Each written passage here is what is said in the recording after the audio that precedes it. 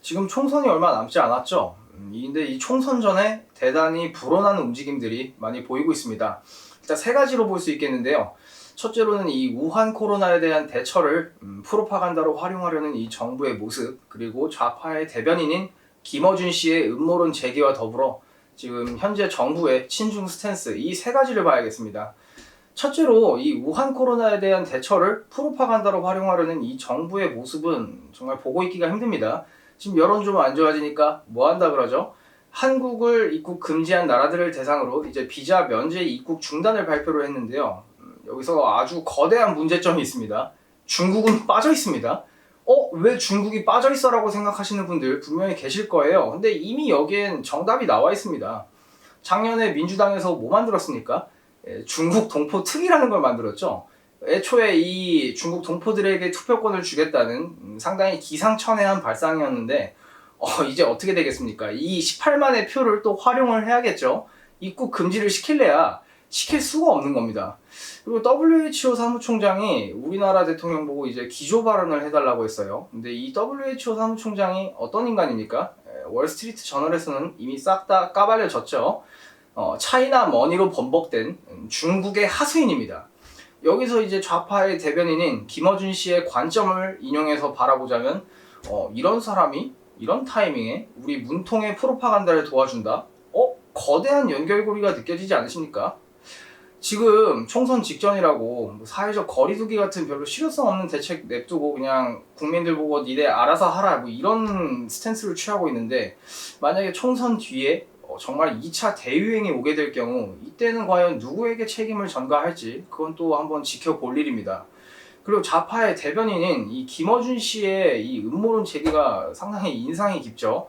이 미래통합당 대표 황교안 대표가 이제 말한 것 때문에 그런데요. 뭐라 했습니까? 자당 내 인사 중에 이런 N번방과 같은 이런 성범죄에 연루되는 그런 사람이 있을 경우에는 이제 초강력 조치를 한다 그랬어요. 탈당 등 정계 퇴출을 할 것을 이제 천명한다, 이렇게 회견에서 말씀을 하셨는데, 대체 이게 어떻게 민주당에 대한 공작 의도가 있다는 것으로 해석이 되는 건지 그게 대단히 궁금합니다. 해석에 근거가 없죠. 이쯤 되면 확대 해석이라고 하기도 그렇고 거의 초월 해석이라고 해야 됩니다. 원래 김어준 씨가 음모론 좋아하는 거는 뭐 세상 사람 다 알지 않습니까? 일단 던져보고 맞으면 물어뜯고 뭐 아님 말고 이런 식으로 이제 오리발 내미고 그냥 잠수 타시는 모습을 많이 보여주시는데, 이러면은 본인이 극혐하는 조중동 기레기와 전혀 다른 모습이 없는 거죠.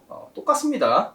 그리고 이분도 대단한 친중이죠. 자기는 친중 아니다, 친중 프레임 씌우지 말라고 이제 가끔 말씀하시는데, 뭐 그냥 이 사람 발언이나 행적을 보면은 이 사람이 친중이라는 것은 이미 명명백백히 나옵니다. 최근에 뭐라 했습니까? 중국의 어려움은 한국의 어려움이다라는 것을 긍정하셨죠. 근데 어떻게 중국의 어려움이 한국의 어려움입니까? 한국이 중국 속국입니까? 아니죠. 명백히 다른 문화와 고유의 역사를 가지고 있는 다른 국가인데 뭐 진짜 백보 양보해서 이웃나라면 뭐 도와줄 수 있다 이겁니다. 근데 문제가 있죠. 이웃나라끼리도 원래 경제 보복합니까? 우리 사드 배치했을 때 중국이 뭐 했죠? 거의 2년이 넘는 시간 동안 경제 보복을 했습니다. 이런 어려움을 돕는 이웃 국가끼리는 경제 보복은 뭐 원래 당연한 건가요? 그리고 이분은 이 중국에서 날라오는 미세먼지가 온전히 중국 탓이 아니랍니다. 그냥 이 눈에 달린 게 옹이구멍이 아니라면 위성사진만 보고 있어도 대충 이 미세먼지들이 어디서 날라오는지는 알 수가 있는데, 그걸 보고도 이거는 온전히 중국 게 아니라고 하니 대단한 양반이죠. 말이 나와서 하는 말인데, 이 미세먼지 정확히 하자면 중금속 살인 독가스입니다. 지금 뭐 친중하시는 높으신 분들 덕분에 위협성을 많이 낮춘 되게 귀여운 이름으로 불리우는 거죠. 미세먼지란 귀여운 이름으로 불리우는데 실상은 살인 중금속 독가스인 겁니다. 그리고 이분은 또 1대1로도 뭐 서방 언론이 나쁘게 평가하는 거래요. 충분히 동조할 만한 정책이라고 하는데, 이 1대1로의 사업성을 본다면은 그런 말 할 수가 없습니다. 1대1로는 그냥 한마디로 압축할 수 있어요.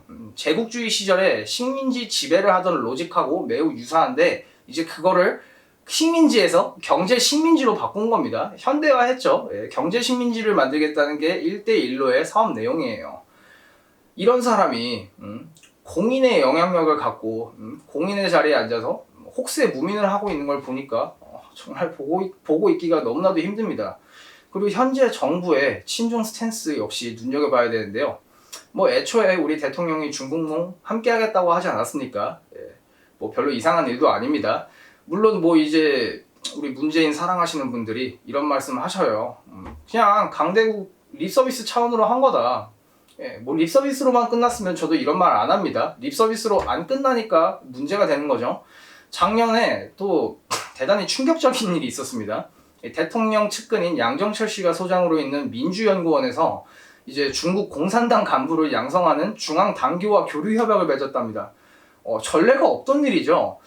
한국의 공적 인력 양성 시스템이 무너졌나요? 아니죠.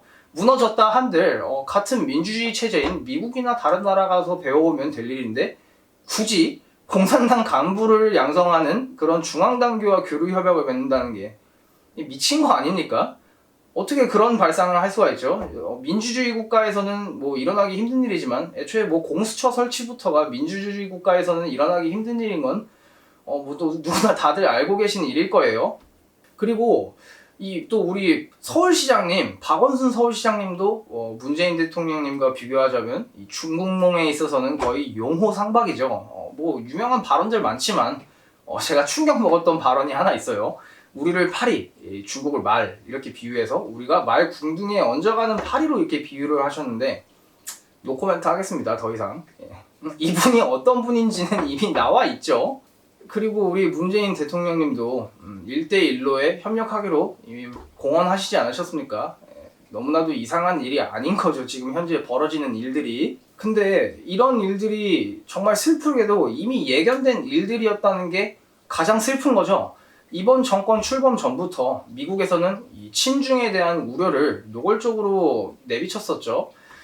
역사를 잊은 민족에게는 미래는 없다는 말이 있습니다. 1905년 을사늑약도 말은 대단히 달콤했죠. 실상은 전혀 아니었지만서도요.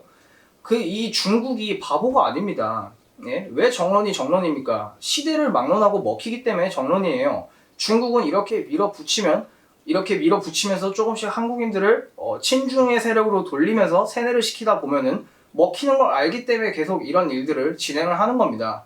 이번 총선의 결과에 따라서 만약에 나라가 친중파의 손아귀에 떨어지게 될 경우에는 정말 경험하지 못했던 일들을 많이 경험할 수도 있습니다. 우리의 주적은 누구다? 친중파다. 이거를 가슴에 새기고 있어야 올바른 투표를 할 수 있는 점, 이걸 아셔야겠습니다. 감사합니다.